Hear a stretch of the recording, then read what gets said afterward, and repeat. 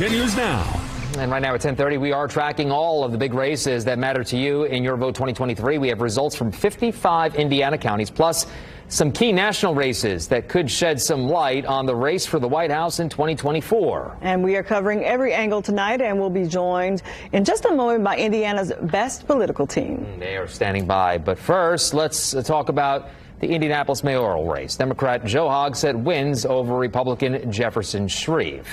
And in Hamilton County, Carmel will have a new mayor for the first time in nearly 30 years. Republican Sue Finkham defeats Democrat Miles Nelson. Well, one key race we're following is concerning about abortion. Ohio residents are voting on a change to the state's constitution that would enshrine the right to abortion in the state. Well, this vote offers a look at how this issue of abortion could impact polls next year. Those results are now on your screen. They voted yes. Also in Kentucky, we're following the race for the governor, and Democrat incumbent Andy Beshear defeats Republican State Attorney General Daniel Cameron. Results there on your screen, as you can see right there. All right, let's bring in our best political team once again. We are joined by Democrat Dana Black and Tom John. Good to see you both again. Let's start with that Kentucky race. I saw you give it a little S, right? I mean, this is exciting for you because obviously, Tom, Republicans really wanted this seat, and this is a big blow to the Republican Party nationally, wouldn't you say? And really good for the Democratic Party, I should say. But we'll start with you, Tom. It's a blow to Trump and the idea that Trump can endorse and what his marketability is in the general. And obviously, governor's races, there are only 50 of them. Yeah. And so you want every one of them that you can get.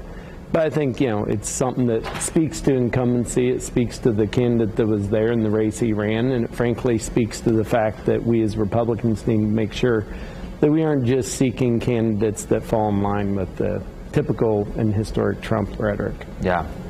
Dana, your thoughts on this one? Were you worried about this one? I wasn't. Well, I mean, everyone has an opportunity to win if they put their name on the ballot. And Daniel Cameron had the backing of the, Mitch McConnell and all the people.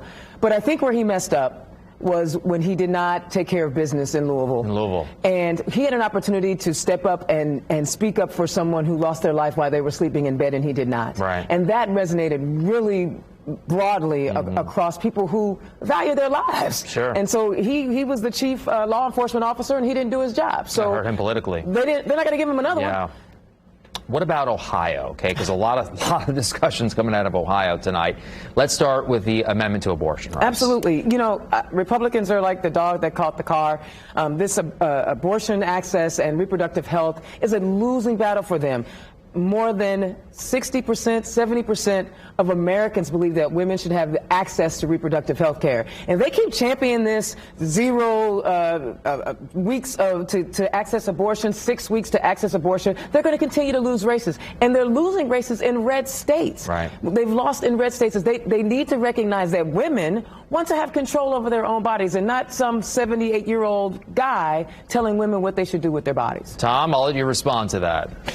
I mean, she makes a good argument there. I mean, this is the 7th or 8th state, I believe, that went in this direction. You have a Republican governor in Ohio. So, I mean, how do you fight that? I can't entirely disagree. I think Republicans need to stay away from this issue. I do think it's a complicated issue that, frankly, was very easy for Republicans when Roe was the law of the land, because you could say, I'm in favor of, I'm pro-life, and I don't worry, I'm against Roe. But then when Roe goes away, the complexity of the issues make it a lot more difficult to lean into than what the history has been. So, I tell you, the other thing about that, though, was how they tried to win this vote by saying, okay, we're going to do away with all August elections, but then they had an August election to change the rules on how you can get ballot measures on. So they did a lot, and then purging folks off of the voter rolls. There were a lot of things that they did to try to prevent this because they knew they were going to lose. Politics is a dirty game. It right? is. So what do we, as far as these, and I have about a minute left with you guys, unfortunately. I think we could probably do a whole half hour tonight on this. But implications on 2024, and I know, Tom, you had mentioned that right out of the gate. So will the Kentucky race, in your opinion, is that a big blow to Trump or any candidate going forward? I think it's a cautionary tale, as is the abortion ruling in Ohio. as is, in a way, the adult recreational use in Ohio. I think people are looking for a certain libertarian bent that they don't want to be told too much. And I think Republicans need to take that to consideration and consider the candidates they put up coming 24. Dana? Honestly, if 91 indictments doesn't cause Trump problems, I don't see how one governor's race is going to cause him problems. Until the Republican Party wants to denounce someone who is in court this week for fraud and say that this is not the person we want to lead our country, then he's still going to win. I mean, he's going to win that primary, which is good for Biden, which is good for what we're doing over here on the Democratic side, because we're not in court every other day fighting indictments. So let's say it's... I'm running out of time. I know my producers they want me to wrap. Go ahead, Tom. I was going to say the problem, and we see Trump is still leading Biden nationally. Yeah. And I think this is something we need to remember, the cautionary tale for Democrats. Maybe the problem isn't Trump, but it's Biden. And that's something that I think we I think it's early. Here we go.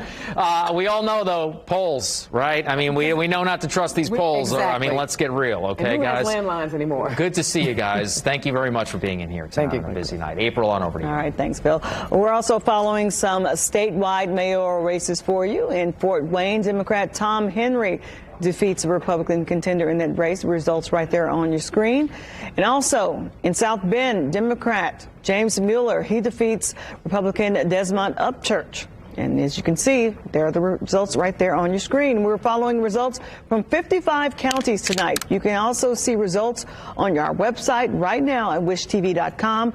We've made it really easy for you. Just grab your phone and scan the QR code that is on your screen now, and you can find your county and races that you are interested in.